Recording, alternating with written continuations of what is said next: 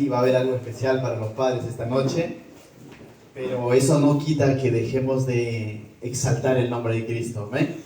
Eso es algo que hemos aprendido, ¿no? Entonces, de que hay algo en el que nosotros perseveramos y podríamos resumirlo en algo, ¿no? Anhelamos y queremos y deseamos perseverar en las cosas del Señor, ¿amén? Y ese perseverar en las cosas del Señor es no dejando de congregarnos, dice, ¿no? Entonces, qué bueno que estés aquí. Cierto, si eres papá va a haber algo especial para ti, no te vas a arrepentir, pero sobre todo no te vas a arrepentir de haber venido a escuchar la palabra de Dios, amén. Entonces, bienvenido a cada uno de ustedes, también a los que se han conectado por el Facebook, Dios los bendiga. Y ciertamente entonces las mujeres y los jóvenes y los que aún no son papás dirán, entonces yo me voy. No, la palabra de Dios es para todos, amén. La palabra de Dios es para todos. Cierto, y hacemos un paréntesis en nuestro estudio verso a verso de 2 Corintios, pero como estamos muy familiarizados ya con Pablo y sus cartas a los hermanos de Corinto, hoy vamos a estar estudiando un pasaje justamente, pero en la primera carta, capítulo 4.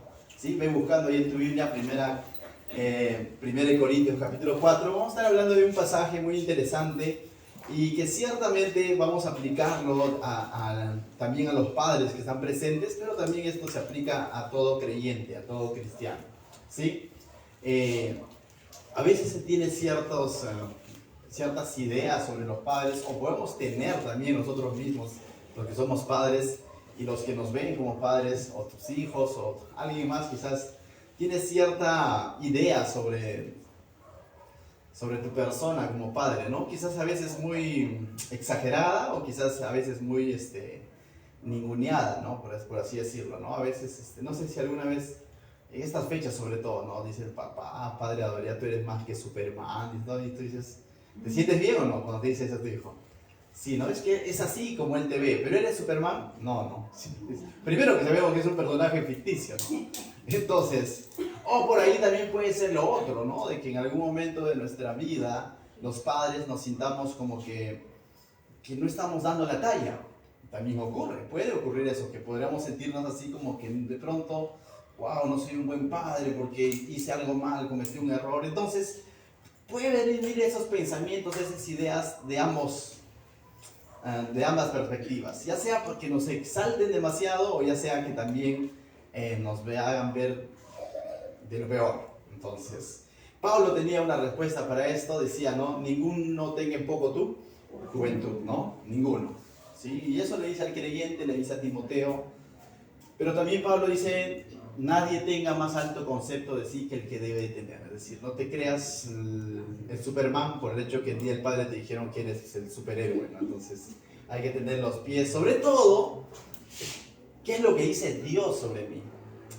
Algo similar pasaba con Pablo en la iglesia de Corinto. Todos ya conocemos que él comenzó esta iglesia y de pronto algunos veían a Pablo como que mal. Quizás la mayoría, no sabemos, pero había un grupo que veían mal a Pablo, veían a Pablo con menosprecio, veían a Pablo como que ninguneaban a Pablo, como que decían, Pablo ya pasó de moda, ¿no? Ahora está de moda Apolos, ese que está sonando en la radio, ¿no? Entonces, ya que tiene más seguidores en Facebook y qué sé yo, ¿no? Y Pablo como que ya está quedando ya antiguo, ¿no? Pero también tenía su jale Pablo, porque algunos decían, no, Pablo es el fundador, el que comenzó la iglesia, tranquilo, ¿no? Pablo es el fariseo de fariseos, de la tribu evangélica, estudió en la Universidad de Gamaliel, o sea, y algunos también, porque había gente que decía que soy de Pablo, ¿se acuerdan? Justamente de esta iglesia de Corinto, ¿no? Soy de Pablo, decían, y otros decían, no, yo soy de Apolo. Entonces indirectamente estaban diciendo, Pablo ya fue. Y más adelante en su segunda carta, Pablo abre un poco su corazón y justamente da a notar esto, ¿no? Que algunos lo veían incluso como loco. No sé si te has percatado de eso, ¿no? Algunos le veían incluso como loco, o como que es osado solo por carta y en persona nada que ver, ¿no? Entonces, Pablo en el capítulo 4 de la primera carta a los Corintios nos va a abrir su corazón un poco y nos va a decir quién es lo que realmente es él, o cómo es que Dios lo ve a él, o cómo es que él se ve en Cristo para con la iglesia. De la misma manera te decía, ¿cómo podemos ver y cómo puedo ser un buen papá? ¿Ya? El título de este mensaje es Padres, Siervos Fieles. ¿Ya? Entonces, ¿cómo yo podría notar y de alguna manera dónde puedo encontrar consejo para ser un buen papá? Y no de pronto es que se me suban los humos y creerme el super papá, o tampoco que de pronto piense de que no soy bueno para nada. ¿Dónde voy a encontrar consejo? Va a ser en la palabra de Dios. Y esta noche justamente el Señor nos quiere ministrar en esa área, ¿no? Aquí nos quiere mostrar lo que realmente somos en Cristo. Amén. Entonces, acompáñame, vamos a leer desde el verso 1 al 4. ¿Qué tal si lo leemos? Capítulo 4, verso 1 al 4 dice. Así pues, dice, tengan los hombres por servidores de Cristo y administradores de los misterios de Dios. Ahora bien, se requiere que los administradores, que cada uno sea hallado fiel. Yo en muy poco tengo que ser juzgado por ustedes o por tribunal humano, y ni aun yo me juzgo a mí mismo, porque aunque de nada tengo mala conciencia, no por eso soy justificado, pero el que me juzga es el Señor. ¿Qué tal si oramos? Padre, te doy gracias, Señor, esta noche por traernos a este lugar, Señor, a escuchar tu palabra. Ministra nuestros corazones, Señor, queremos escuchar tu voz. En el nombre de Jesús, quita toda distracción, toda preocupación de nuestra mente y ayúdanos a sumergirnos en tu palabra, Señor. Queremos alimentarnos por tu palabra, Señor. En el nombre de Jesús, amén. Entonces, ¿cómo se veía Pablo? Vamos a encontrar aquí dos palabras interesantes, dos maneras como Pablo se veía que son muy interesantes. El primero dice, así pues téngannos los hombres, ¿cómo? Por servidores de Cristo. Entonces, una de las primeras cosas que dice Pablo es de que los hombres, refiriéndose al mundo, a la sociedad, nos vean como servidores de Cristo. No tanto como Superman, no, sino que nos vean como servidores de Cristo, como servidores del Señor. Que así es como los hombres nos deben de ver, las personas deben de vernos. No tanto, wow, qué famoso que es, o no tanto, qué gran hombre que es, como a veces solemos decir, ¿no? Un gran siervo a veces decimos, o qué gran profesional. No tanto ese es el énfasis, sino que Pablo dice que los hombres, la sociedad, nos vean como servidores de Dios. Y en algún momento, cuando hicimos el estudio verso a verso de esta carta, explicamos esa palabra en griego, servidores. La palabra en griego servidores es upereters, está en griego. Y es ese remero quien iba debajo de las embarcaciones. No sé si algunos han visto esta película Ben-Hur, ¿no? ¿Cómo se llama? No. Sí, en esa, pues, ¿no? Están remando, ¿sí? Sí. Y justamente ahí vemos a los remeros debajo del barco en aquellos tiempos. Ese era un remero. Un remero era el que iba debajo del barco y estaba remando. Solamente se ven no sé los términos, o por así decirlo, los palos, las paletas que salen del barco y que están bajo el agua prácticamente. Y todo lo demás, eso es como, por así decirlo, en una casa es como el sótano, ¿no? Algo así, no sé si es el término adecuado, pero como el sótano de un barco, como la parte baja de un barco. Y ahí estaba el remero, y por lo general estos remeros eran esclavos. Nadie estudiaba para ser remero. Nadie postulaba, presentaba su currículum y de pronto porque pagaban bien soy remero, no. Por lo general un remero era un esclavo. Y esos eran los remeros. Los remeros, cuando la embarcación llegaba a su puerto final, no eran aplaudidos. El que era aplaudido era el capitán del barco o el dueño del barco. No el remero era un anónimo. Pablo usa este mismo término, dice que somos remeros, los que van debajo y los que están remando para que avance el barco. Así se veía Pablo para con la iglesia de Corinto. En algún momento Pablo ha hablado también en términos paternales, les ha dicho como a hijos les hablo. Pablo se veía así, no el hecho de ser padre lo hacía sentirse superior. Y hoy en día, lamentablemente, el mundo vende esa figura, ¿no?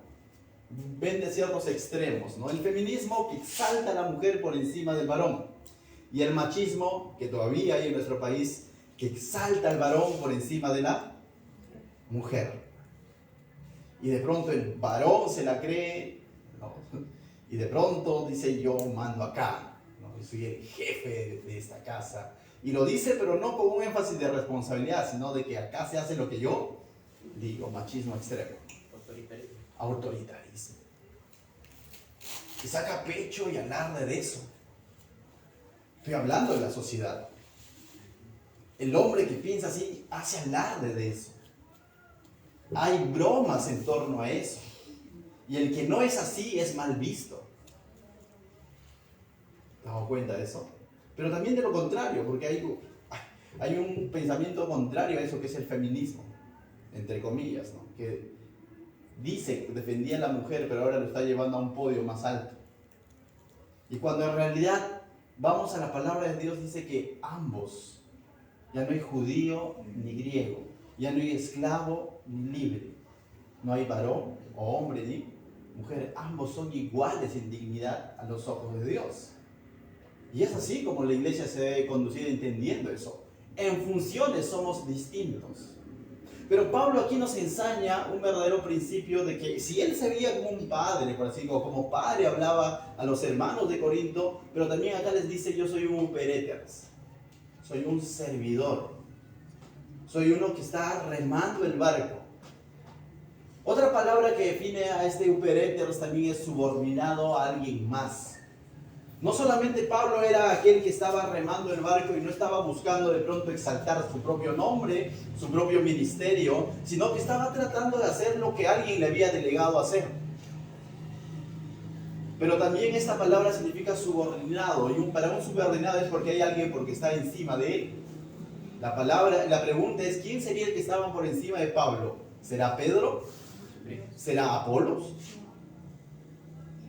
¿Será Jacobo? Es Jesucristo. Porque él dice: pues ténganos los hombres por servidores de Cristo. Es por subordinado de Cristo. Eso significa que él realmente estaba bajo el señorío de Cristo. Que no tenía a Cristo solamente como un cliché de que Jesús es mi Salvador y ya, sino que él lo tenía como su Señor. Y sabía que a quien iba a rendir cuentas no tanto era la iglesia, porque la iglesia, si fuesen sus fuerzas, ya hace rato les hubiese dicho: ¿saben qué? Arreglen sus asuntos. Él sabía que iba a rendir cuentas por lo que hizo o no hizo al Señor. Y recuerda, él lo está diciendo en un contexto cuando tiene ciertos seguidores que están a su favor y ciertos seguidores que están en contra de él. En medio de eso, él no se coge de los que están a favor de él y dice: ustedes tienen la razón. No les dice eso, sino que él recuerda para qué ha sido llamado. Él es un subordinado de Cristo. En esta misma carta, capítulo anterior, verso 5, dice mira lo que dice Pablo. ¿Qué pues es Pablo? Dice. Si tú tienes ahí, volteas una página, capítulo 3, verso 5, dice, hace una pregunta. ¿Qué pues es Pablo? ¿Y qué es Apolo? No ni siquiera dice quién, sino ¿qué es Pablo? ¿Qué es Apolo? Servidores por medio de los cuales habéis creído. Herramientas que Dios ha usado para que estos hermanos hayan creído en Cristo. Y es así como Pablo se veía. Y no hace énfasis en su persona porque no dice quién es Pablo, el apóstol. Sonaría bonito. Él dice: ¿qué pues es Pablo? Se está refiriendo a la función que él cumplió. ¿Qué es Apolos? Servidores, dice, por medio de los cuales ustedes han creído, y eso según lo que a cada uno concedió el Señor. Y Dios los ha usado como Él ha querido. Dios ha usado como Él ha querido a Pablo y estaba usando como Él quería a Apolos, y ellos simplemente son servidores. La palabra servidores acá es diáconos. Y sabemos también la definición de la palabra diáconos. Un diácono era el que servía la mesa. Hoy en día le podrían llamar quizás azafata o mozo. Pero aquel entonces, la palabra diácono no es propio de la iglesia, sino es una palabra que se usaba en la sociedad. Era el que servía a la mesa. Ciertamente, bíblicamente vemos cómo es que de pronto en el libro de Hechos, capítulo 6, se eligen también los primeros diáconos, 7 hombres llenos de la palabra de Dios, llenos del Espíritu Santo, de buen testimonio, que eran de la iglesia, eran creyentes, y uno de esos hombres era Esteban, ¿no? Entonces Pablo dice: nosotros somos diáconos, somos servidores de Dios, somos esas herramientas, se quiere decir, que Dios ha usado para traer el evangelio a ustedes. Y es así como Pablo se ve ante la iglesia. Y está aclarando esos pensamientos extremos de la iglesia. De la misma manera, esta noche quisiera referirme brevemente a los que son padres. La Biblia dice que herencia de Jehová son los hijos. Es decir, ¿qué significa esto? Herencia de Jehová son los hijos que Dios te da a los hijos. No, pero yo le he procreado. Sí, Dios, pero Dios te dio esa capacidad. Dios, y también, ¿por qué no incluimos a las mamás? Dios te dio la capacidad de tener hijos. Y esos hijos que hoy en día tienes es porque Dios te los ha dado. Entonces, en algún momento, nosotros no tanto vamos a rendir cuenta a nuestros hijos por los errores, por los aciertos o desaciertos. Vamos a rendir cuentas ¿a quién? A Dios. Porque Dios es el que nos ha dado esos hijos bajo nuestra responsabilidad para cuidar de ellos, para formar a ellos, para instruirlos. Esto quizás alguien que aún no conoce a Cristo puede decir, bueno, esa es tu manera de pensar. Lógico, esto es para alguien que conoce al Señor. No cambia esa realidad de que Dios da capacidad de tener hijos al creyente y no creyente. Pero el creyente va a entender la responsabilidad que tiene cuando sabe que Dios le ha permitido tener esos hijos que tiene. Son una joyita, ¿no? Pero Dios te los ha dado para que tú le puedas dar tiempo, amor, sustento, abrigo. Y a veces, lamentablemente hoy en día se cree, y hablo en general, que le estoy haciendo un favor a mi hijo, cuando en realidad estoy cumpliendo una función que Dios me ha delegado. ¿Amén? Entendamos algo. Pablo hace rato hubiese mandado a volar, como decimos nosotros, a esos hijos espirituales que él tenía, por así decirlo. Pero él entendió que lo había llamado como ese remero, como ese diácono era Cristo, era Dios. Hechos capítulo 9. Nosotros esta noche el Señor nos recuerda que esos hijos que tenemos, sea 1, sea 2, sea 3, sea 5, 7 no creo que haya acá, ¿no? Pero bueno, 5 sí creo, 4, ¿no? Bueno, ya Luis ahí está ganando. Bien, Dios te los ha dado. Sea 2, sea 1, Dios nos ha dado esos hijos. Y aquí vamos a rendir cuentas es a Dios. Entonces no tanto está en qué es lo que la sociedad dice que eres como padre, ¿no? O ni siquiera como tú piensas que eres como padre, eres el super papá. Sino es lo que Dios está diciendo cómo te debes de ver, como un servidor de Dios. Amén. Entonces continuamos. Es más, Pablo, mira, ha usado el término upereters, que es subordinado, el término diácono, que es el que atiende, que está para servir. Pero Pablo constantemente usa otro término. No voy a citar un texto bíblico porque lo vas a encontrar casi en todas sus cartas. Cuando él se presentaba, por lo general decía, Pablo, siervo de Jesucristo. Y aquí usa otra palabra griega, que es doulos. Total, dice, para siervo hay 3 palabras, sí. Cada uno de ellos tiene un contexto. Uno de ellos es cuando dice servidores, está refiriéndose a operators, que es ese remero que trabaja en el anonimato muchas veces, sin esperar algo a cambio, un aplauso. Cuando dice servidor, también está refiriendo a diácono, el que sirve a la mesa, el que está para el servicio del prójimo. Pero también él constantemente dice siervo de Jesucristo. Y esta palabra siervo de Jesucristo es doulos. Y la palabra doulos es esclavo por amor. Y es así como Pablo se veía, como un esclavo de Jesucristo, pero por amor. Y aquí hay una gran diferencia entre esclavo a secas y un esclavo por amor. Y esto nos remonta un poco al Antiguo Testamento. Un esclavo a secas era aquel que porque de pronto no manejó bien su economía, no le salieron bien los negocios, hizo una mala transacción y de pronto él empeñó su palabra y la manera como pagar esa deuda que no podía pagar era haciéndose esclavo del otro. Tenía ciertos derechos, tenía que trabajar por 7 años o por 6 años y al 7º año se le daba la libertad.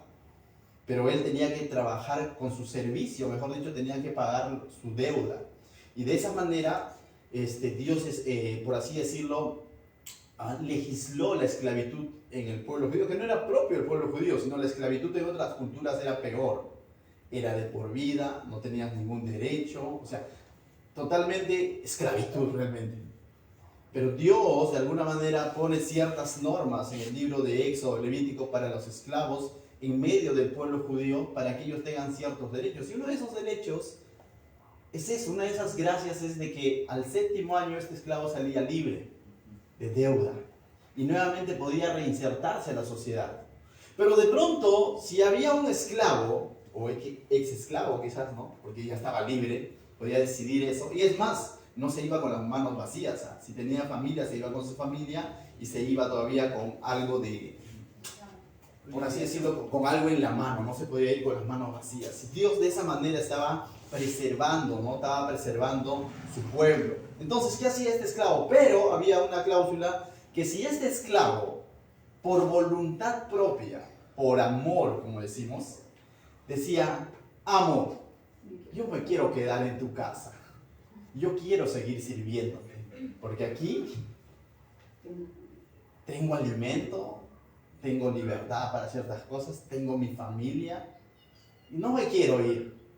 También era válido, entonces a ese se le llamaba doulos, esclavo por amor, por decisión propia, no porque de pronto tenía que pagar una deuda.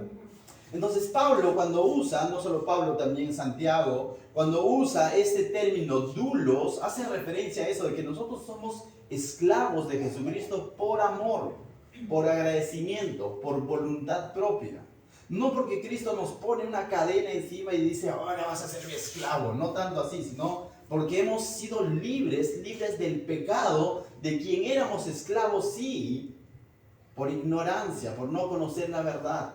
Y no teníamos libertad para elegir porque a lo malo lo seguíamos llamando bueno y a lo bueno le llamamos malo. No había opción para elegir. Aunque el hombre diga, sí, pero yo mando en mi vida, yo puedo manejar las chelas, yo puedo manejar la droga. En el fondo de todo el asunto está siendo esclavo de eso. Aunque el hombre diga, no, yo puedo manejar la fama, en el fondo del asunto está siendo esclavo de la fama. Eso es en el mundo, en el fondo está siendo esclavo del pecado, que cree que tiene libertad. De tal manera que en esta vida, sí o sí el ser humano es esclavo de alguien.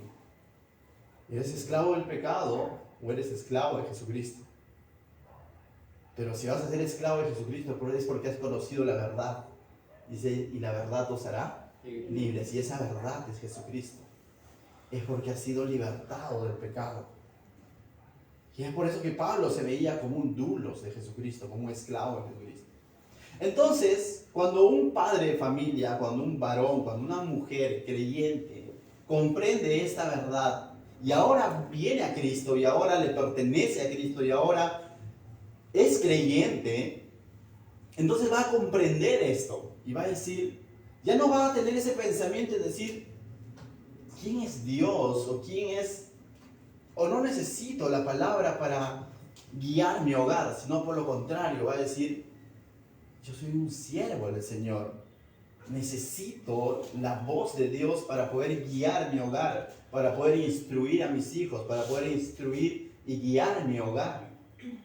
Y va a verlo como una necesidad, porque sabe que va a rendir cuentas a Dios, que si de pronto no administra bien su hogar. Pero un no creyente no va a pensar así. Uno creyente va a guiar su hogar en base a sus tradiciones, en base a lo que le dice el suegro o la suegra o el mamá o la mamá o el papá. Y no es que esté mal de todo el consejo de los padres, ¿no es cierto? Pero qué mejor consejo que la palabra de Dios. Sobre todo para esas decisiones trascendentales que tomamos en torno a la educación de nuestros hijos, en torno a la fe de nuestros hijos. Somos nosotros los responsables. Tenemos ejemplo en la Biblia de hombres que conocieron al Señor por la labor que cumplió su abuela y su madre, ya que su padre era griego. Ustedes saben a quién me refiero. Timoteo, siervo de Jesucristo. La labor que cumplió su madre no le heredó el cristianismo, pero le enseñó la palabra para que él crea en el Cristo en quien creía su madre y su abuela. Tú no vas a heredar el cristianismo a tus hijos, pero sí tú vas a ser ese doulos, esa herramienta, ese uperetas, que todos los días puedes ir haciendo llegar la palabra de Dios al corazón de tu hijo. Él tomará su decisión en algún momento, pero a quien vamos a rendir cuentas es a quién, a Dios. Si eres creyente y has entendido esta verdad, recuerda, es chévere de pronto decir, soy un hijo de Dios. Pero a veces atrevernos a decir soy un siervo del Señor, ya como que decirlo también quizás es fácil. La idea es vivirlo, realmente involucrar a ese Señor en cada decisión de nuestra vida. Entonces Pablo lo tenía bien claro esto. Pablo sabe para qué ha sido libertado entonces del pecado. Él había sido libertado del pecado, de la religiosidad, porque él, aunque él dice que servía en el pasado como Saulo, servía a Dios y era celoso del judaísmo, pero en el fondo estaba siendo esclavo de la religión judía, mas no de Cristo. Porque estaba siguiendo a mismo Cristo, persiguiendo y asolando la iglesia de Cristo.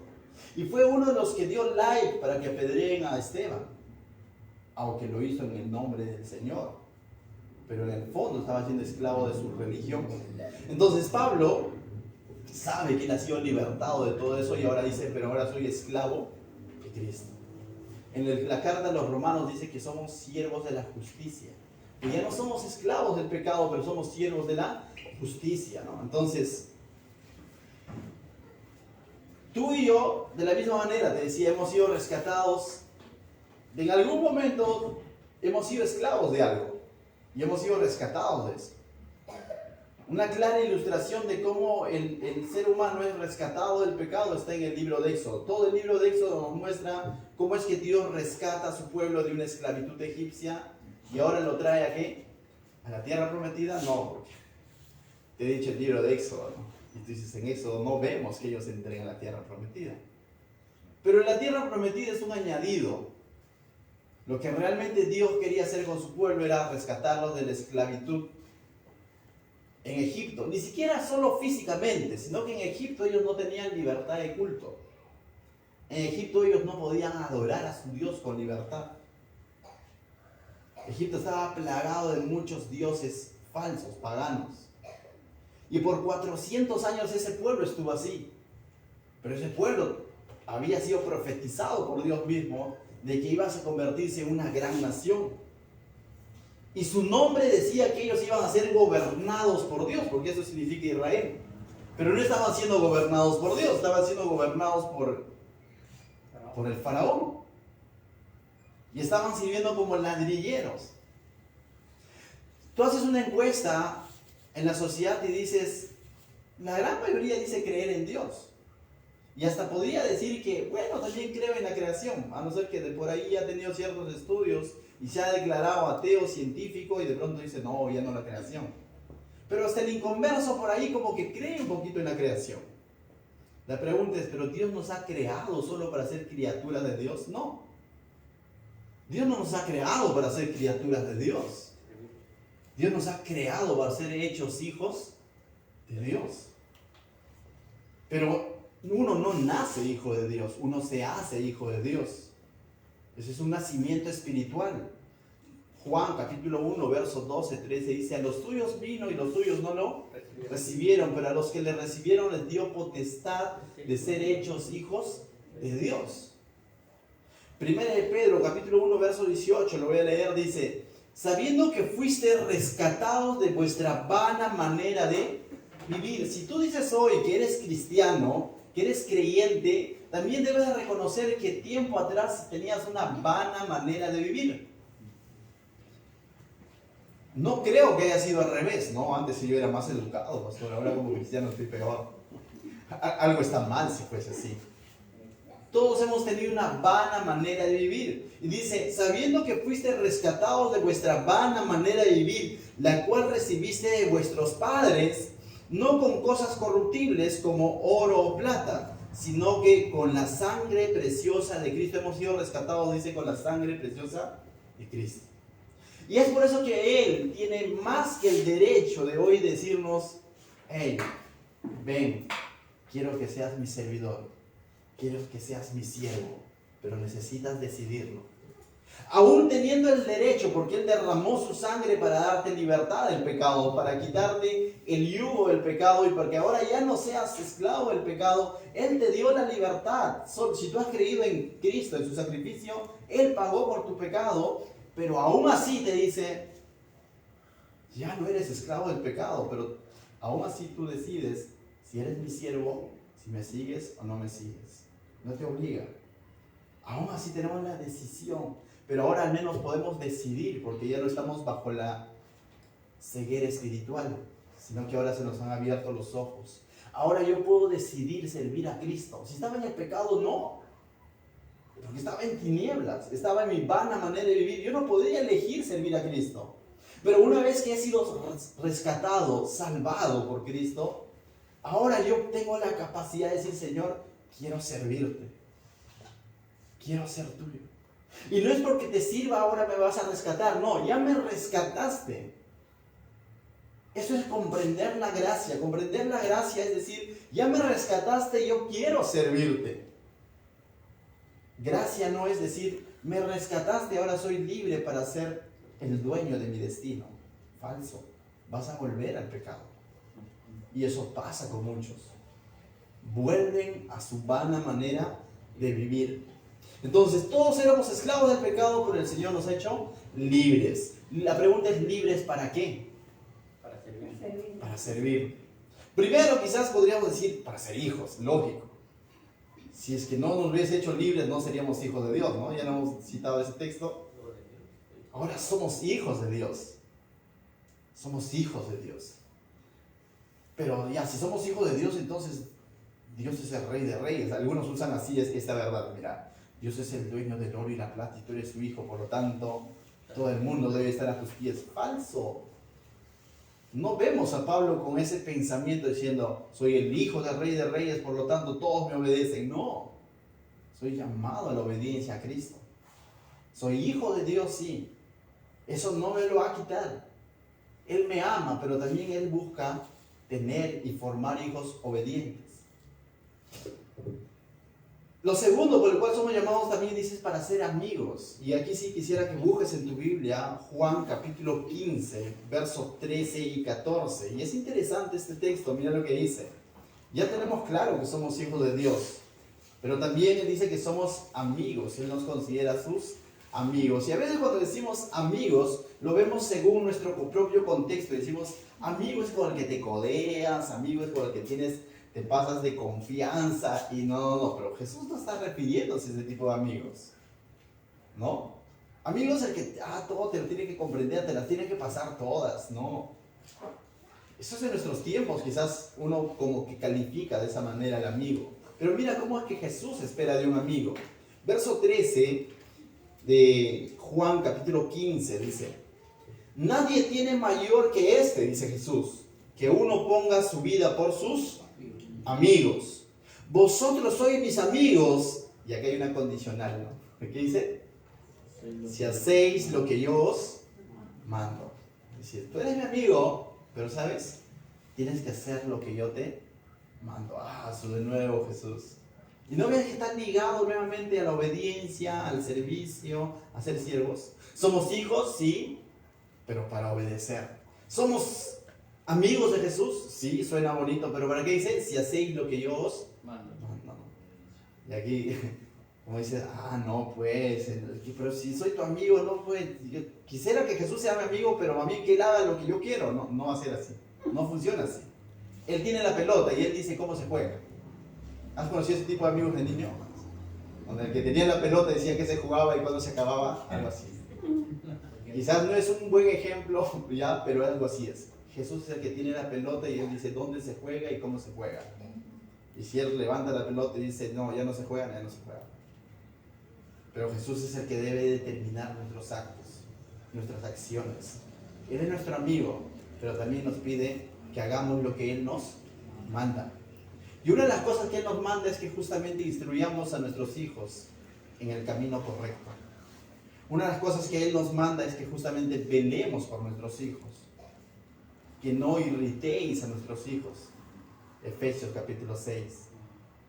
Es una de las cosas que Él nos manda. Es una de las cosas que Él espera. Que atendamos bien la herencia que Él nos ha dado, que son nuestros hijos, para los que son padres. Es una de las cosas que Él nos manda. Una de las cosas que Él nos manda es que creamos y llevemos toda nuestra familia a la obediencia de Cristo. Es una cosa que Él nos manda y espera de nosotros. Entonces, nuestra mentalidad de padres va a cambiar. Ya no tanto va a ser, acá se hace lo que yo quiero, lo que yo diga, no. La mentalidad de un padre cristiano debe ser: aquí se hace todo lo que honra a Jehová. Aquí se hace todo lo que honra a Cristo. Y por más influencia externa que pueda haber y meta presión, familia, amigos, familiares, de pronto que te dicen: no, pero mira que lleva a apoyar al muchacho, que todo lo demás, tú tienes que levantarte como Josué y decir: no sé si ustedes, pero yo y mi casa serviremos a Jehová. Ese fue Josué, que tenía la convicción clara que Dios lo había llamado para guiar a ese pueblo junto con su familia. Tú eres el que de pronto es responsable de pronto de decir esto: Señor, voy a llevar a mi familia a tus pies. Para eso el Señor nos ha hecho libres, para ser sus hijos, para ser sus amigos, para ser sus siervos. Para terminar, volvemos al verso 2. Y mira lo que dice. El verso 2 de 1 Corintios capítulo 4, que estamos leyendo esta noche. Nos habíamos quedado en la primera palabra, ¿no? El verso 2 dice lo siguiente: ahora bien, se requiere... No, verso 1 todavía. Verso 1, la segunda palabra dice: así pues ténganlo los hombres por servidores de Cristo, dice, y administradores de los misterios de Dios. Y esto es interesante. La palabra administradores es mayordomía o mayordomo. Dice que los hombres nos tengan primero como servidores de Cristo, pero también como administradores de los misterios de Dios, como esos mayordomos de los misterios de Dios. Pregunto, ¿un administrador de una empresa es el dueño? No. El dueño es el propietario. El administrador es el que fue contratado para administrar esas riquezas. Fue convocado para eso, pero no lo hace dueño. Dios te ha dado a tus hijos como herencia, no para tu pertenencia, sino para que te los administres. En el caso de los pastores, Dios nos ha llamado para atender sus asuntos de la iglesia, pero no para ser dueños de la iglesia. Y así en cada área, pero enfoquémonos un poco a la familia. Yo soy mayordomo de mi familia, pero no soy dueño de mi familia. El dueño es Cristo, el dueño es Dios. A Él me ha hecho administrador de sus misterios. Y tú dices: ¿qué misterios tiene el Señor? Justamente, de todo aquello que el mundo no lo va a comprender de parte de Dios así a primeras, sino que todo aquello que concierne a Dios, como por ejemplo, Dios te ha hecho administrador para que tú ores por tu familia. Dios te ha hecho administrador para que tú enseñes la palabra a tu familia. Dios te ha hecho administrador para que tú guíes en valores cristianos a tu familia. Para que lleves todo aquello que a buenas a primeras no lo van a comprender. Pero Dios te ha hecho administrador de eso. La iglesia de Corinto no comprendía del todo a Pablo, pero Dios lo había hecho su administrador para que él lleve esos misterios, para que lleve la verdad de Dios, que no se entiende con vista nada más, sino que con fe. Entonces, es una lucha continua, es un trabajo continuo, no es de un día. Y si eres padre, tenemos un trabajo arduo por delante para con nuestros hijos, de guiarlos en las cosas del Señor. Pero recuerda, Dios te ha hecho administrador. Eres ese mayordomo, que ese mayordomo en algún momento va a rendir cuentas al Señor. Mira lo que dice el verso 2. Está claro. Ahora bien, dice Pablo, se requiere que los administradores, esos mayordomos, esos managers, esos administradores, dice, que cada uno sea hallado fiel. Y Dios está esperando, y Dios requiere que esos servidores, esos superéteros, esos administradores sean hallados fieles ante el Señor. ¿Y quién es aquel que es hallado fiel? Es aquel que cumplió su labor en el contexto. Este mismo término fiel también se usa con la parábola de los talentos, donde a uno le da 1, al otro le da 2 y al otro 3. Y al que sí realmente usó los talentos y multiplicó los talentos, dice: siervo bueno y fiel. Pero aquel que lo enterró y lo guardó y no hizo nada con el talento, siervo malo, no fue fiel. Entonces, fiel no es con quedarme quieto viendo y no hago nada. No, fieles tiene que ver con qué es lo que estoy haciendo con lo que Dios me ha dado. Con producir. con producir, con hacer uso de lo que Dios me ha dado, con darle un buen uso a lo que Dios me ha dado. Dios me ha dado una familia, ¿qué estoy haciendo con mi familia? Dios me ha dado hijos, ¿qué estoy haciendo con mis hijos? Para los que somos padres, y también incluye a las mamás. Ese es un siervo fiel. Y dice, y Él requiere que seamos hallados fieles. La palabra fiel también se define como digno de confianza, o fiable, o confiable. Entonces, Dios está esperando que sus servidores, tú y yo, seamos confiables, fiables. A quien le pueda dar más responsabilidad en un trabajo, ¿no? Tienes muchos trabajadores, o hay muchos trabajadores, pero no a cualquiera se le da más trabajo, ¿o sí? Al que siempre falla, ¿le darán más? No hay confianza, no es fiable. Al que no cumple lo que dice, ¿se le dará más? Señor, te prometo que este año 2023, sí, voy a guiar mi familia a tus pies. Y llega esa promesa hasta el 10 de enero. Cumpleaños. ¿No? ¿Te ha pasado? Me voy a sentar junto a mi hijo, a mi hija y vamos a leer la Biblia y de pronto se va disipando.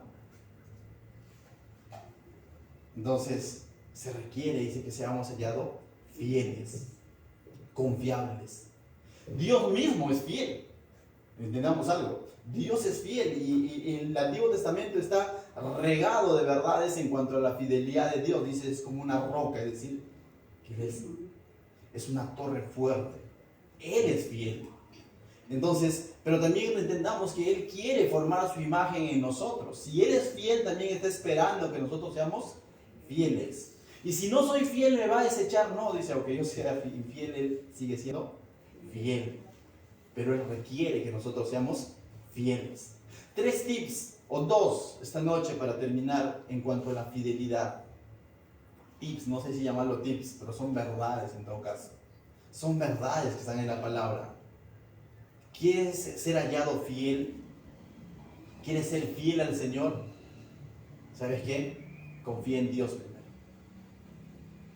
¿Quieres ser hallado un siervo fiel? Confía en Dios. Aprende a confiar en Dios en todo tiempo y en todo lugar, en toda circunstancia.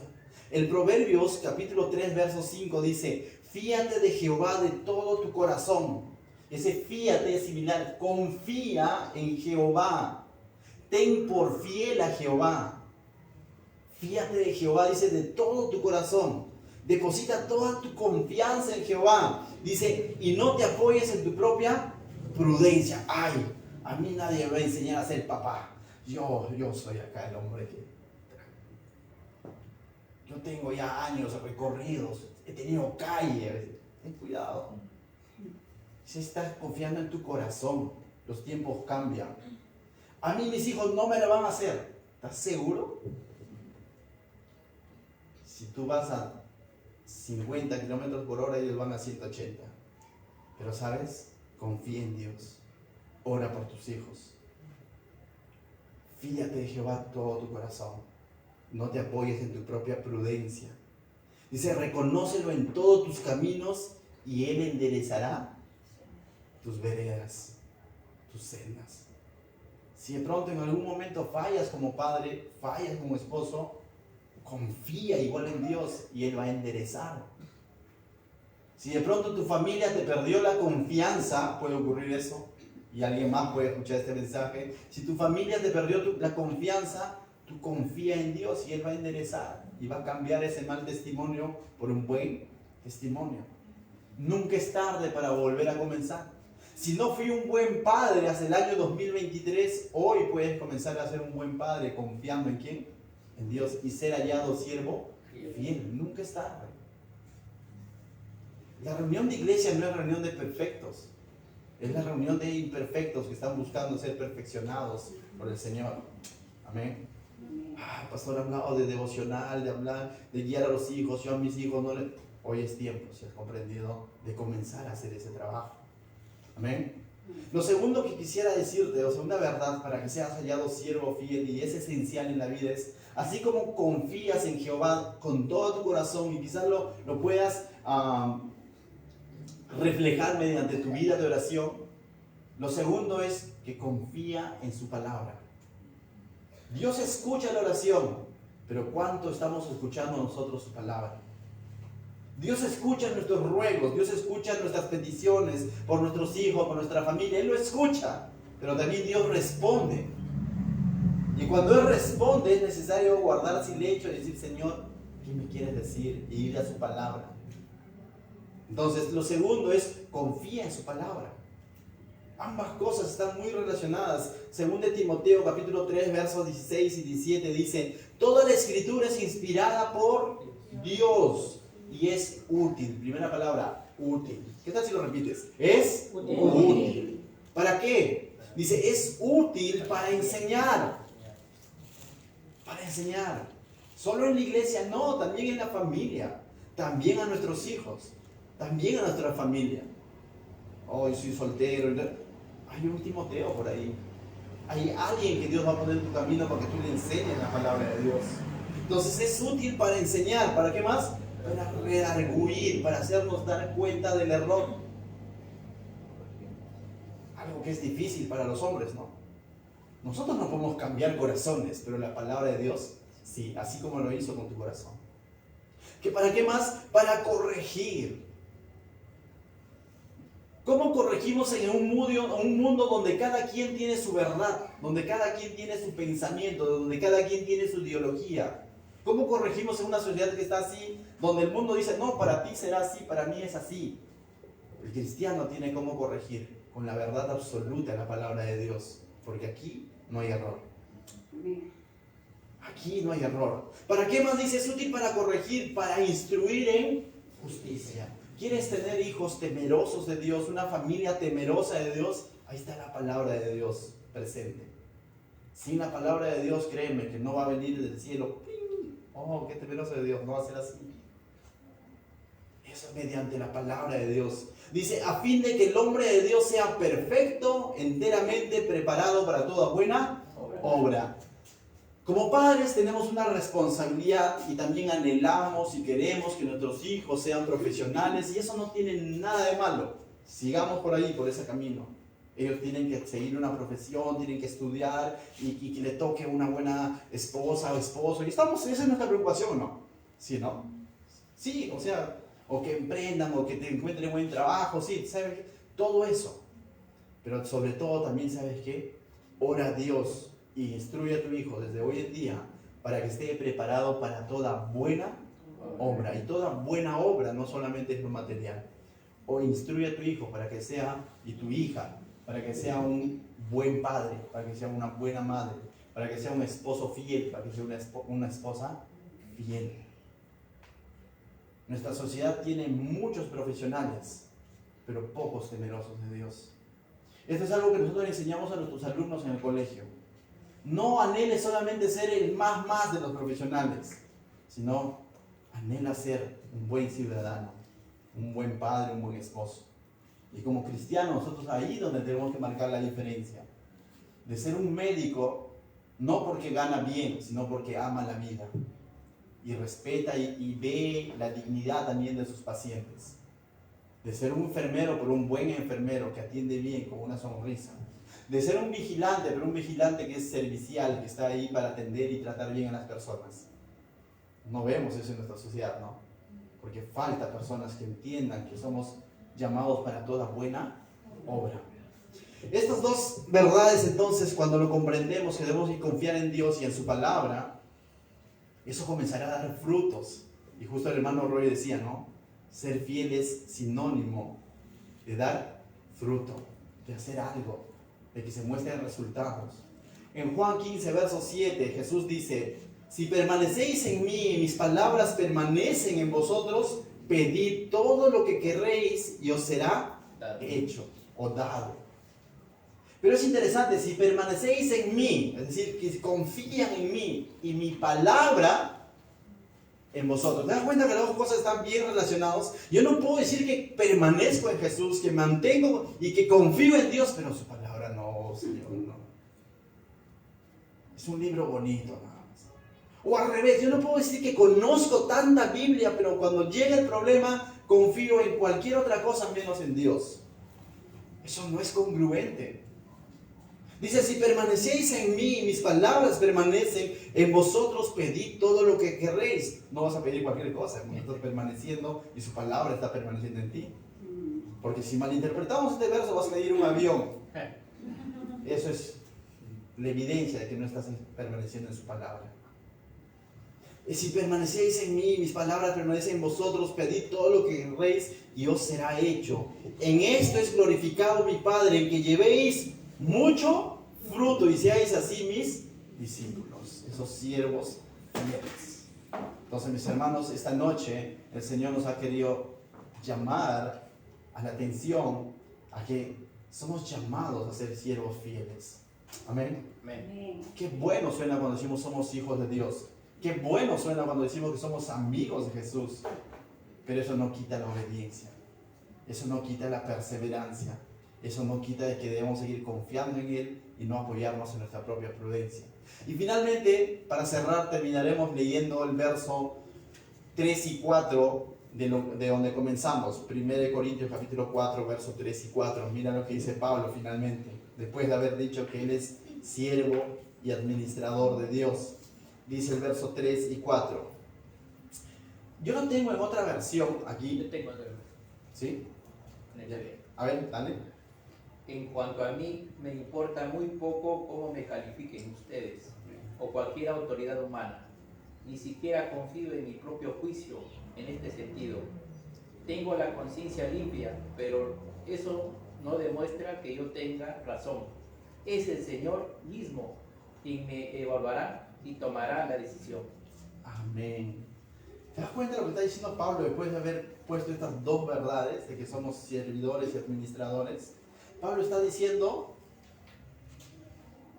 que por así decirlo, no sé si va a sonar despectivo, pero como que le está diciendo a los hermanos de Corinto, me vale lo que ustedes piensen de mí, ¿ya? O sea, me vale lo que ustedes piensen de mí.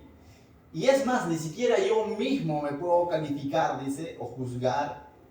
Y aunque haciendo memoria, no tengo nada de que, no es haciendo soberbio, sino que haciendo memoria, dice, no tengo nada de que de pronto juzgarme o condenarme, pero aún así espero que el que me va a juzgar es el Señor. Tú puedes decir, estoy haciendo bien mi trabajo de papá o de mamá y me tiene sin cuidado lo que pueda decir la sociedad, pero aún así estoy a la expectativa de lo que Dios es lo que dice de mi función de padre o de madre o de hijo. Finalmente Dios es el que a quien voy a rendir cuentas. Finalmente es Dios el que tiene la última palabra. No tanto que tanto te aplauden o te alaban los hijos. Puede ser y se siente bien. O no te tanto qué tan correspondidos somos por nuestros hijos. Sobre todo los que son adultos mayores, donde han sido abandonados por sus hijos. Los que finalmente a quien van a rendir cuentas es a Dios. El pensamiento del hombre es limitado en realidad, no ve la profundidad de nuestro corazón ni siquiera de nuestras intenciones, pero Dios sí. Amén. Entonces vivamos una vida como Pablo, viéndonos como servidores, como administradores de las cosas de Dios y esperando que sea Dios el que nos dé el like y no necesariamente el mundo. ¿Qué tal si oramos? Padre, te doy gracias esta noche, Señor, por tu preciosa palabra, porque nos instruye, Señor, esta noche especial, Señor, en el que nos haces ver, Señor, la responsabilidad que tenemos para contigo, Señor. Gracias te doy por cada hermano que está aquí presente, cada persona, cada joven, cada señorita, cada varón, cada mujer, pero de una manera especial por los padres, Señor, que han escuchado tu palabra esta noche, Señor. Que puedan grabar estas verdades en sus corazones, Señor, y puedan aplicarlo a su familia, Señor. Que puedan acudir a ti, Señor, cuando de pronto estemos faltos de sabiduría, Señor. Que podamos acudir a ti, Señor. Y que tú nos vas a dar, Señor. Gracias te doy, Señor, esta noche. Bendice, Señor, a cada padre de familia y a cada creyente, Señor, que es padre de familia, Señor. Dale entendimiento, sabiduría a cada uno de ellos, Señor, en el lugar donde se encuentra, Señor. y que la gloria, la honra siempre sean para ti, Señor. En tu nombre oramos. Amén. Muy bien, iglesia, los voy a invitar a que se pongan de pie. Vamos a terminar este tiempo alabando a nuestro Dios y después vamos a tener un tiempo especial de coinonía por el Día del Padre.